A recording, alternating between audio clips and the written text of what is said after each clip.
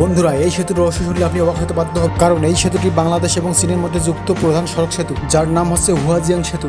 এটি পদ্মা নদীতে অবস্থিত এবং বাংলাদেশের মুন্সিগঞ্জ জেলা এবং মৌলভীবাজার উপজেলা থেকে শুরু হয়েছে এবং সেতুটি চীনের কুয়াংচাও থেকে শেষ হয়। এটি পদ্মা নদী ও মেঘনা নদীর মধ্যে বাংলাদেশের মুন্সিগঞ্জ জেলা এবং পশ্চিমবঙ্গের মুর্শিদাবাদ জেলার মধ্যে সংযোগ স্থাপন করে। কিন্তু এই সেতু নির্মাণের ব্যবহৃত সময়ের প্রেক্ষিতে এটি একটি বৃহত্তম অভ্যন্তর। বন্ধুরা, ভিডিওটি দেখার আগে আপনি যদি এই নামটিকে ভালোবেসে থাকেন তাহলে ভিডিওতে একটা লাইক আর কমেন্টে আল্লাহর নামটি লিখে যাবেন, চ্যানেলটি সাবস্ক্রাইব করে পাশে থাকবেন। Let's go. এই হুয়াজিয়াং সেতুর নির্মাণ কাজ শুরু হয়েছিল 2011 সালে। এই সেতুর নির্মাণ কাজ শেষ হয়েছিল 2018 সালে।